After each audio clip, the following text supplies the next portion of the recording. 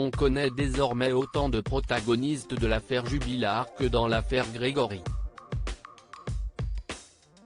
Alors que la Cour d'appel de Toulouse examine le dossier le mardi 14 septembre 2021 en vue de la demande de remise en liberté de Cédric Jubillar, refusée en première instance, son père s'exprime pour la première fois.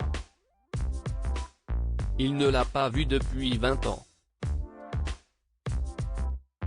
Dans une interview à la Dépêche parue ce mardi, Gérard D.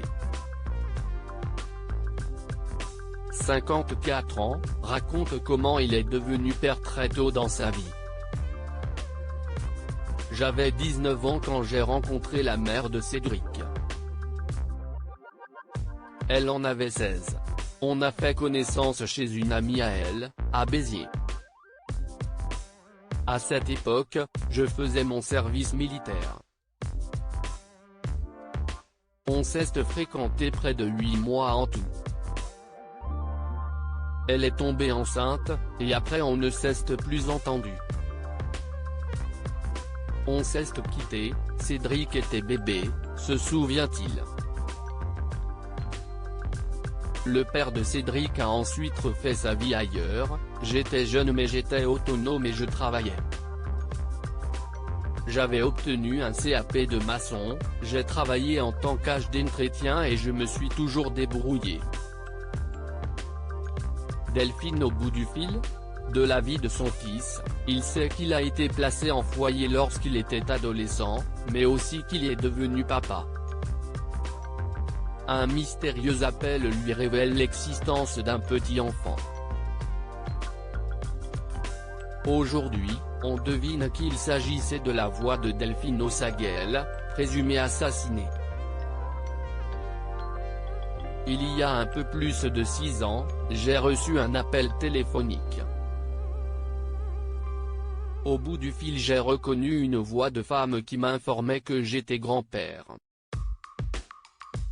Et puis ça a aussitôt raccroché.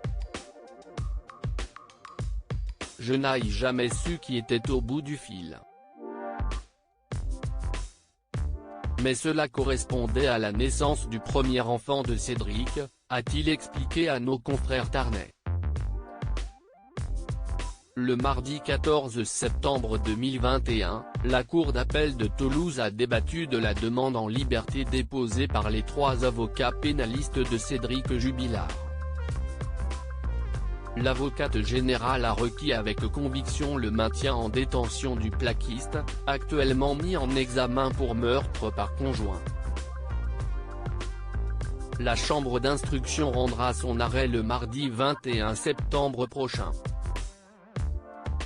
De nouvelles investigations sont attendues dans les prochains jours autour de Cagnac-les-Mines, Tarn, et de ces zones boisées afin de retrouver le corps de Delphine Jubillar. Cédric Jubillar reste présumé innocent des faits reprochés jusqu'à la fermeture définitive du dossier.